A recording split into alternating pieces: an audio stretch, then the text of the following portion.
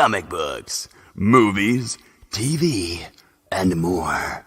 Nerds are everywhere. It's time to assemble!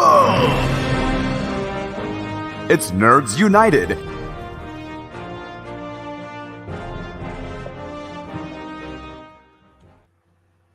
Hello, welcome. Good evening. Hi.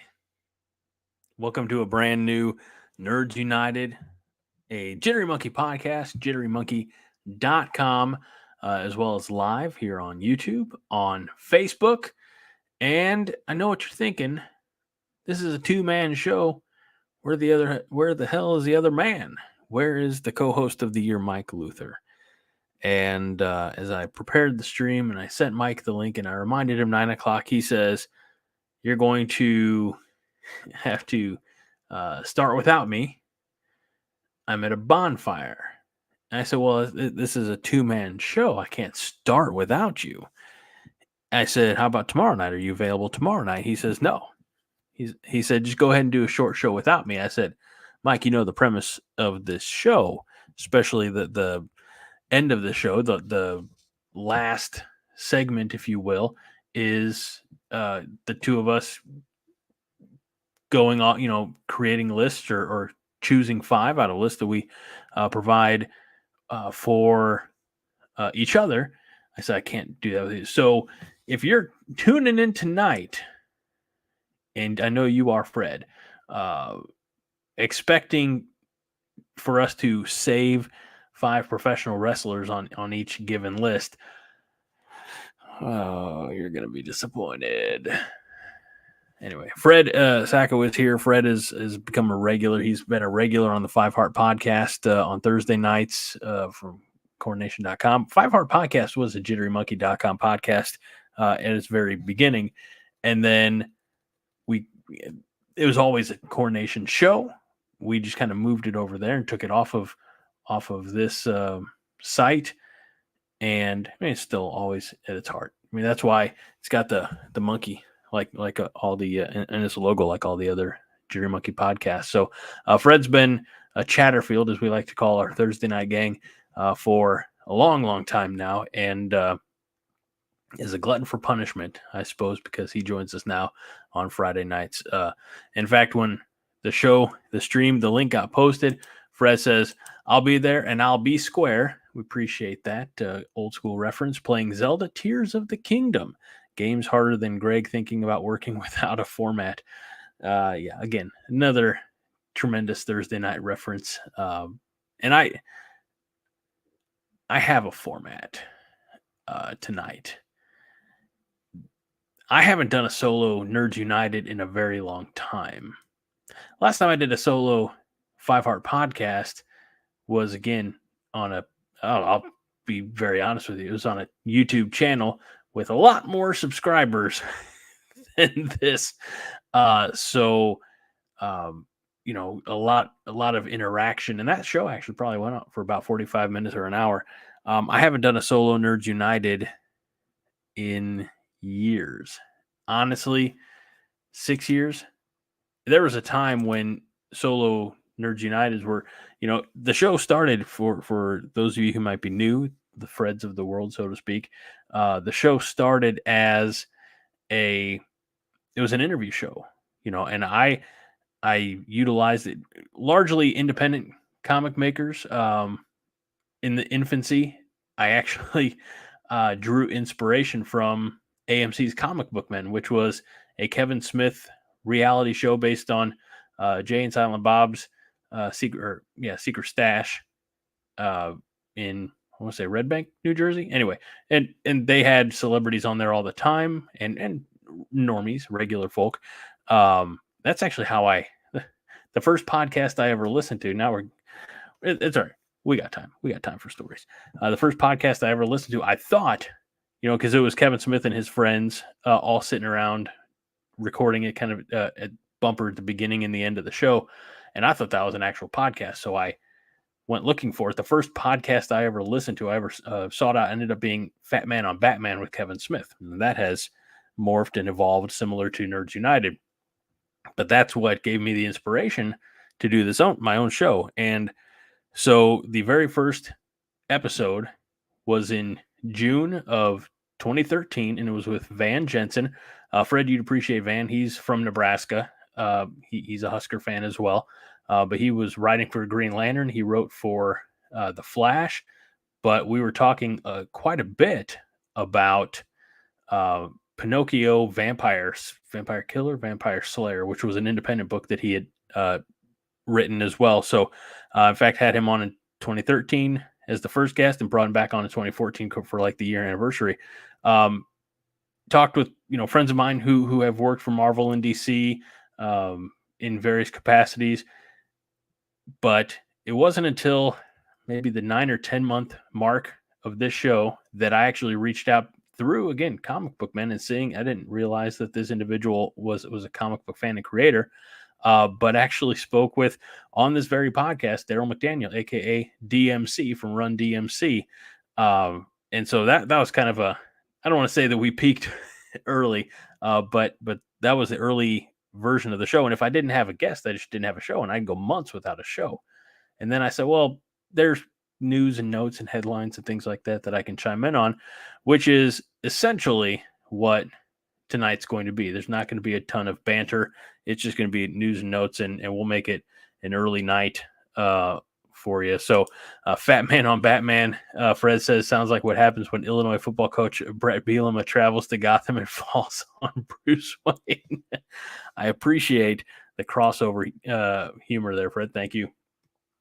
So I do have some topics. Again, this was not the anticipated show that I thought we would have, but we will do our very best to carry on.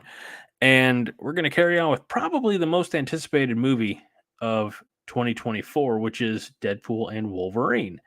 And unfortunately, no graphics because, I have other graphics, just not that one. We all know who Deadpool is. We all know who Wolverine is. But I found it interesting that Screen Rant, I guess it was over the weekend, maybe Saturday, Sunday. It was after we did our last show. Screen Rant posted a link, an article about exclusive details from the writer-director of Deadpool and Wolverine, who's Sean Levy, who's done other work with Ryan Reynolds, the Adam Project on Netflix, Free Guy, which I think is criminally underrated as far as movies go. And, it's not a comic book property, but I want to say it was right before the pandemic. Here I am Googling 2021. So hit during the pandemic. So I really don't know if it was affected by the August of 2021. So we were coming out of the pandemic. I don't know if public confidence was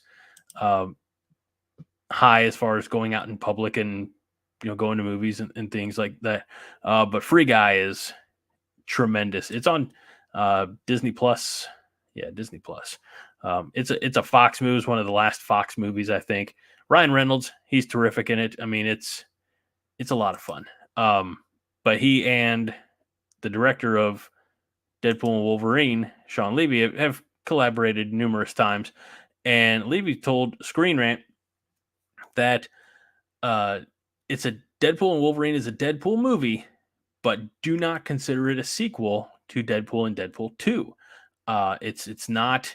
I mean, it's in the world, but it's not, I suppose. And if you saw the trailer that hit during the Super Bowl, then you know that there certainly are going to be there are certainly going to be some tie-ins. We know that at the end of Deadpool 2, we recall that Wade, Deadpool gets his hands on the time body slide, whatever.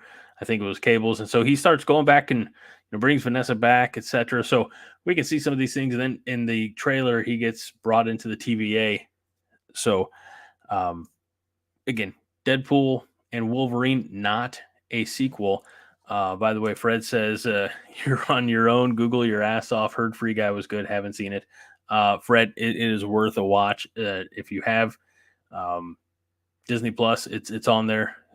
No additional charge if you don't have Disney Plus. I know you can get it on Apple TV or Prime.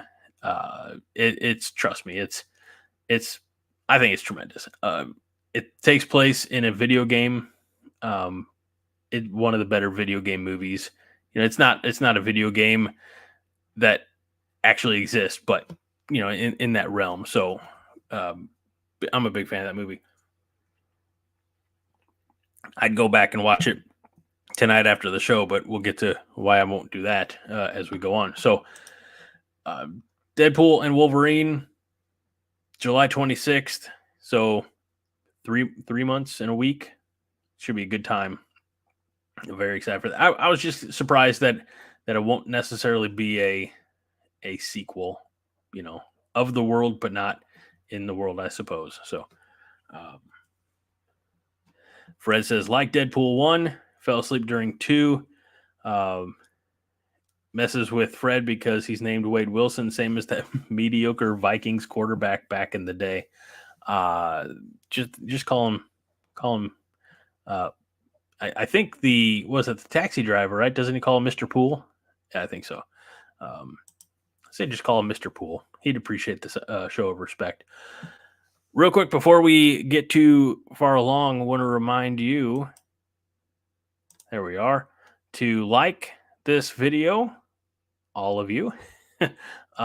Subscribe to YouTube. Let's help grow the channel, and make sure that you ring that notification bell for all those sweet notifications every time we set up a new stream. You can be like Fred. You can challenge Fred for the right to be able to be first in the comments for every new show. So we appreciate all the support we receive, and it's truly fun to watch this thing. Mike knows that we're growing. He just realizes we're growing slowly. And I said, I've been doing this for 11 years, buddy. If I was in it to make money, I'd have stopped a long time ago. So this just a lot of fun to get on here, visit with my friend and the new friends that we make along the way, like Fred. So like, subscribe, notification bell, get that push notification so you can, Fred brings a different approach. He says, do it, potential viewers, don't be a coward. There we go. All right, moving on. It was announced earlier this week that in the upcoming, I guess it's the I don't know if it's going to be the end of the story, but it's definitely the third piece in the movie. And I'll be honest with you, the way the first movie ended, I said, okay, I can see a sequel. And obviously the way the second movie ended, I said, oh, okay, they're moving on. But in the Sonic the Hedgehog world, they are bringing in Shadow. That was kind of announced or indicated at the end of the second movie. And they have cast Keanu Reeves, John Wick himself, to voice Shadow. Now, full disclosure, I don't know anything about Shadow. I don't know what happens if you kill Shadow's dog or steal his car. But I bet you're in a world of hurt. Another actor they could have got for this role would be Liam Neeson. If Shadow had a daughter and you took the daughter, you'd get a phone call and you'd be like, I don't have money, but I have a certain set of skills, that type of thing. So, so Fred says that's what Sonic gets for killing Shadow's dog. I don't think that was Sonic. Sonic has made friends with the dog, the family dog there. Donut Lord. Yeah.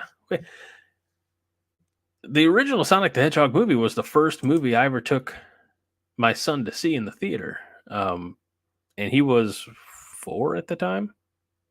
Yeah, this was pre-COVID. I think 4. I don't think I have to go back and look. I'm not going to Google to see when the Sonic movie came out. But it was, I'll never forget, my wife was supposed to work on Valentine's Day, which was a Friday. And so I said, well, if you got to work, honey, she worked overnights at the time in the hospital. So if you have to work, I said, I'll take him. We'll go get some pizza or something. And then we'll go watch Sonic the Hedgehog, because he was just getting into the cartoons. And, I was a Sonic the Hedgehog fan as a kid. And then she ended up not having to work, so we all got to go have pizza and then walk across the street to the Lincoln Theater in Belleville, Illinois, and sat down for his first. And he really got a taste for the theater experience with the popcorn and things like that. So, we went and saw Sonic 2 in theaters, and I know we'll go see Sonic 3 in theaters as well. We like going to the movies. We took him to see Kung Fu Panda 4. I think we talked about that in the past, a week or two back. So, yeah, we like to go to a few movies every year as a family. It's kind of fun. I say as a family, but not with the twins, because that'd be chaos. 2 more 3-year-olds? No, we're outnumbered enough as it is. Sometimes when it's just my wife, my boy, my oldest, and I. So, anyway, back on topic here. Keanu Reeves going to voice Shadow in the next Sonic the Hedgehog movie. There's a little bit of a breadcrumb for you there, Fred. So, moving on, let's get into some comics. I read some comics last weekend, and I don't have them with me because why would I be that prepared? But it was some of the ones we talked about last week, the Gargoyles 12 and Gargoyles Dark Ages number 6. Read them. As we had indicated in weeks prior, we knew that issues 12 and 6, respectively, of their titles would be the end of those stories, but you can continue the story. There are going to be more Gargoyles titles. I'm probably jumping off of that particular ship at this point, for several reasons. The running out of room reason, it was a fun little hit of nostalgia from 1995 when Gargoyles was on TV. But the story wasn't in both titles. Oddly enough, it took a long time to set up, and then I feel like they just abruptly, had the, poof, and then they're done type of ending. And I want to, and this is going to sound bad, especially knowing who's in the audience tonight, but I want to enjoy that climax a little bit more. Easy does it, Fred. Let's see. Fred says in talking about children with twins, my friend with twins said he spent last weekend with the twins peeing and puking on him. I said he would have paid good money for that back in college. His wife was not happy. Oh, Fred. We have a long-standing joke on Thursday nights with the 5 Heart Podcast that sometimes you have to read Fred's comments all the way through to determine if you want to highlight them and then read them live on the show or not. And that's one I should have read all the way through. But yeah, no, I like my stories too. I did rewatch Avengers Infinity War and Avengers Endgame here in the last few days and nights. And I don't know, I feel like it was just one. I think I came across a reel or TikTok video or something like that where of Spider-Man being, blipped out of existence. And I was like, it's been a few months since I've seen these movies. So I gave them a rewatch. And in Endgame, here you go. This one's for you, Fred. It is a very satisfying climax. It's just long enough. So anyway, back to I still have a small stack of comics to read. And I'll tell you what, I didn't know it. I indicated on this on social media and on the little write-up for this show, talking about the Joker. I said, it was announced that Joker's, origin is going to be revealed. I should have paid closer attention because Joker's origin was revealed in back-to-back weeks in February. And that was in, I want to make sure I get it right, Batman, I believe it was Batman 142 through 144, or what's going to be collected or has been collected into Batman Volume 3, and it's the Joker Year 1. Now, here's the thing. Here's just a little bit of artwork from it. The fact that they're pulling the curtain back, and I guess maybe having not read it, I don't know if it's in the main Batman title. You had to assume that it's now going to be canon. I think my only problem with that is Joker's one of those characters, one of those rare characters where I think the fun is in the mystery of his origin. Yeah, I think that's what we're getting to, Fred. What's his origin now? I haven't read it, so I'm not sure. And it's always been very vague and ambiguous, and nothing that was ever really nailed down. It's more like trying to nail Jello to the wall. Like every writer maybe puts a little something else. I mean, going back to, I think The Killing Joke was about as close as we had to any type of backstory. You see in this image, the top left, the red hood that has been permeated through Batman lore for a few decades now. But I've always thought, and this is part of why the Joker movie didn't interest me as much, and honestly, it's why a lot of standalone villain movies aren't that interesting. Is you can't have the villain without the hero. And I've said that before, so I'm not going to rehash that argument too much. But I also like the mission. Lex Luthor, I think, is a character who, because he has a name, in society, he's that's a villain worthy of or Norman Osborn, Green Goblin, or there's so many villains that can have a quote unquote origin story. I just don't think the Joker needs one. I like the Heath Ledger approach, or maybe Christopher Nolan is the better way to phrase that approach in The Dark Knight, because every time he's, asking, you don't know how I got these scars. Like, you're getting a different answer, and he's keeping that mystery, I guess. I need a better word for it than mystery, but they did reveal it. Again, it's been revealed. I'm gonna put up I'm not gonna read the frames. If you want to read them, you can pause, whatever you need to do. But I'm gonna put up. This is I didn't realize it at the time when I was saving this until I saved it. But apparently, this is the end of the Joker Year One, mini story inside the bigger story. So it's just Batman and Joker talking, and not trying to kill one another, not, just they're, like I said, it's to, I guess, borrow a line from Frank Sinatra.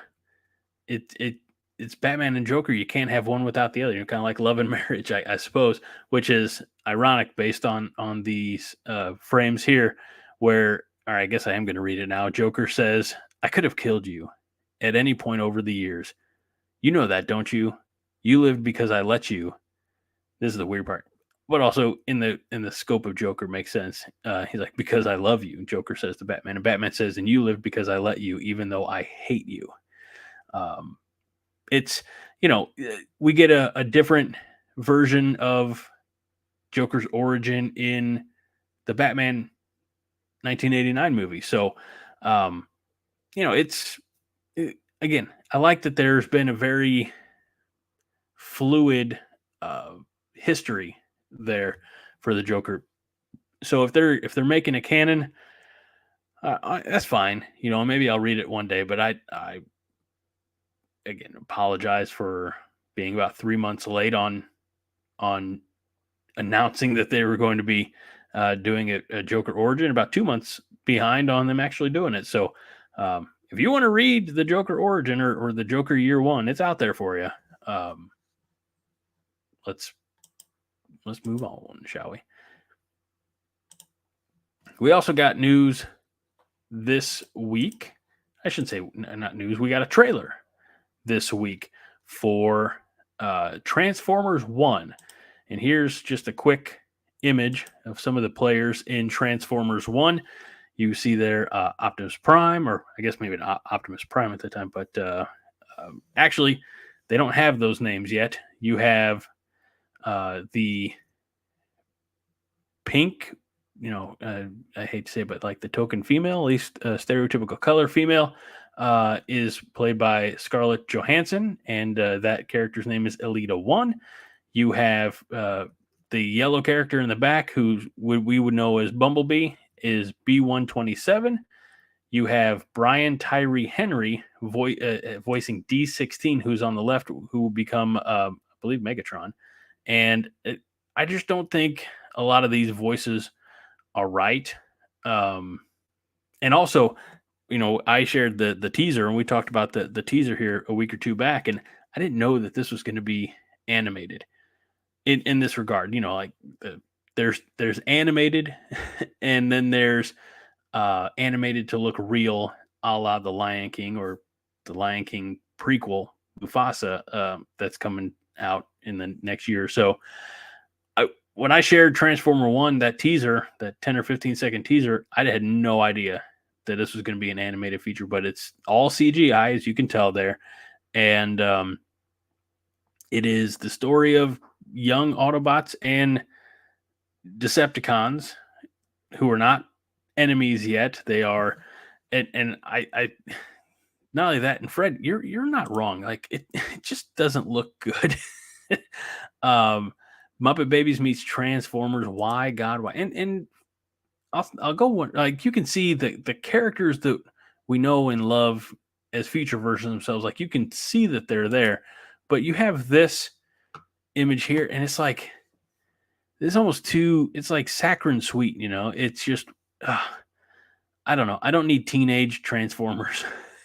if you want to show them as friends who have a rift, kind of, I guess, what we would see in Captain America Civil War, that's like who have ideological differences. That's one thing, but I would not have anticipated that they would go back to essentially prepubescent. And the trailer indicates that like we can't even transform yet. I mean, there's, I don't know, maybe I'm being too radical with the prepubescent thing, but in the grand scheme of these robots at a certain age or a certain stage in development can transform, can do other things, and they don't have the ability yet. Like, what's going to be the cause that's going to cause, what is going to initiate this rift between these two classic characters? So we will find out, but that's no longer one that I'm interested in seeing in the theaters. So as we move along, realize that we are moving along actually very well here. Again, we're not going to do our big segment of the night. I even called it, I feel bad because I had a really nice write-up about the main event, which would have been hilarious, the undercard, and which is what we're in now. But since there's no mic, we're not going to be selecting any professional wrestlers from lists that the other provided, which means that the title is a lie, the article is a lie. That's okay. We'll save that for next week. Take a drink. This is the downside of one-man show.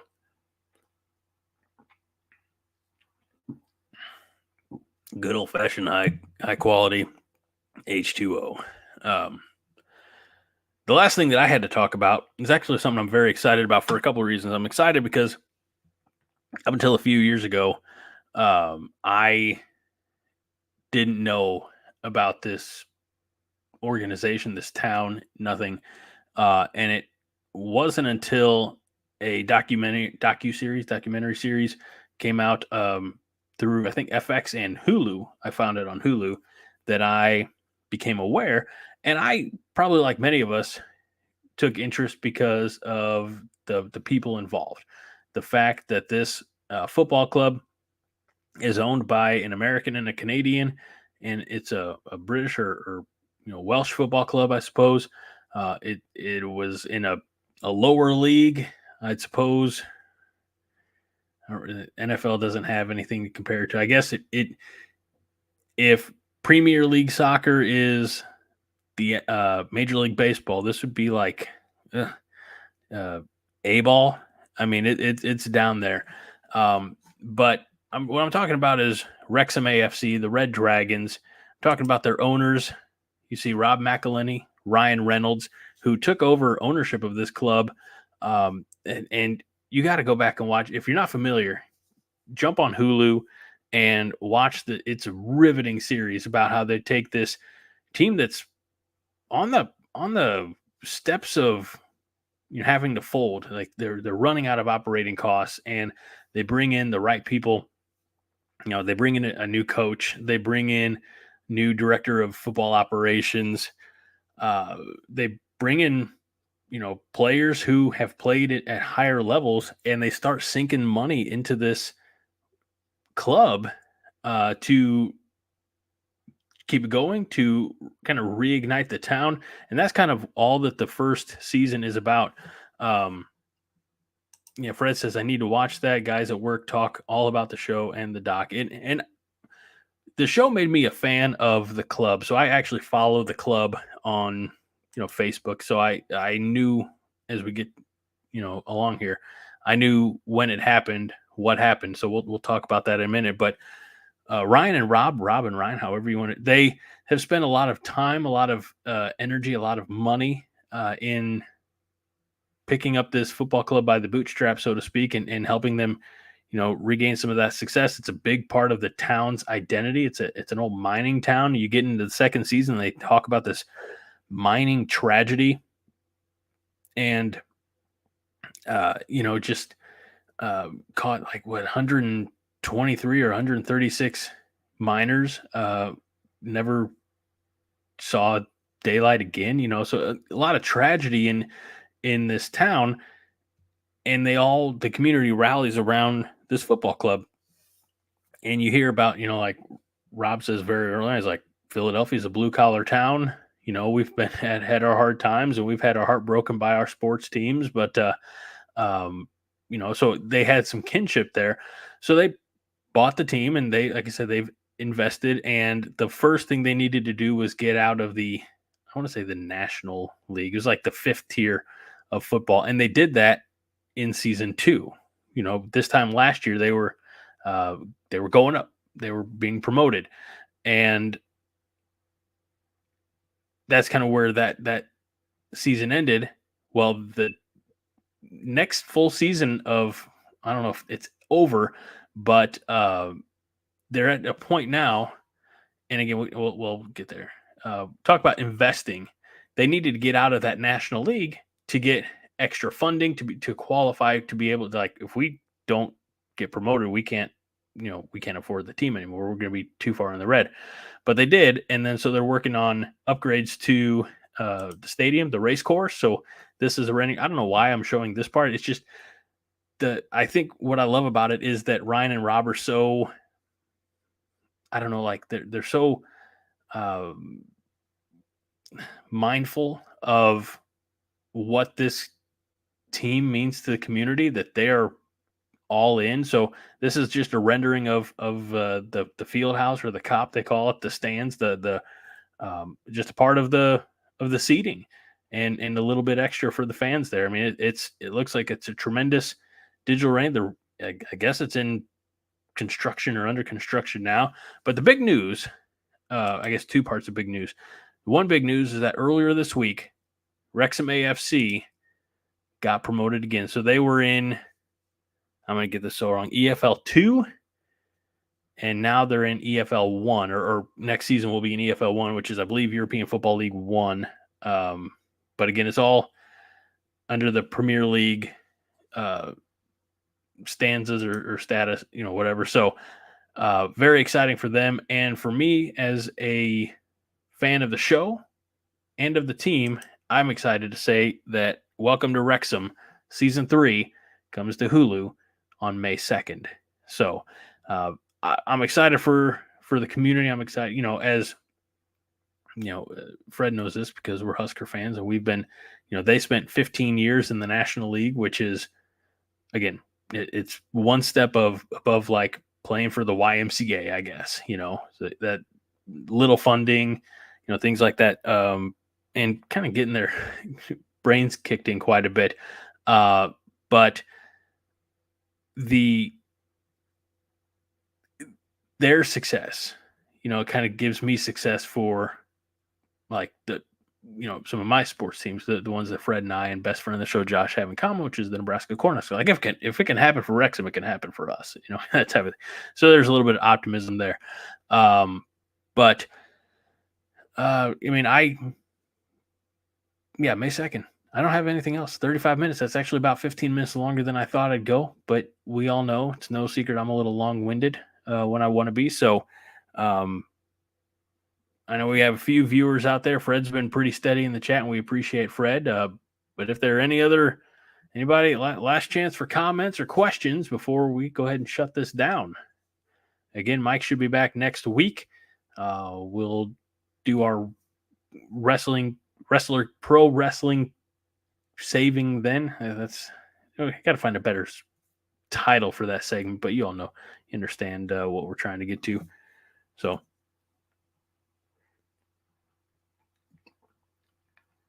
that's right. Fred says, when I get a chance to talk, I can be long-winded. Yeah, well, that all stems back from terrestrial radio and dead air kind of being a bad thing. So, and it's tough. It's tough in my actual professional job because there are times that I should lay out and talk less and let my clients think about things and look at one another and awkwardly like, I don't know. But then I gotta dead air. Silence drives me nuts. So I said, one more thing, Mr. or Mrs. Client. So yeah, sometimes Greg just needs to shut up. I think at the 36-minute mark, this is probably one of those times. So thank you, Fred, for being here and engaging in the chat. We appreciate you greatly. For you other viewers who were here, yeah, that's right. Anywho, good show. Go have fun and think about Yingling and Husker football maybe being good again someday. I will. And the reason that I'm not watching Free Guy tonight is because watching Transformers 1 trailer and doing the prep for this show, I said, when's the last time I saw that Megan Fox, Shia LaBeouf OG Transformers movie from 06 or 07? So I'm actually started that, and I'm going to go back and watch that a little bit more. It's not bedtime yet. It's not even 11:30. So everybody have a tremendous evening, a fantastic weekend and week, and we'll see you next time here on Nerds United. My co-host of the year isn't here. So usually I say for the co-host of the year, Mike Luther, he's not here. He's at a bonfire. Good for him. Go out there and touch grass. I'm Greg Mahochko. This is Nerds United, a Jittery Monkey podcast. And we remind you each and every week to be kind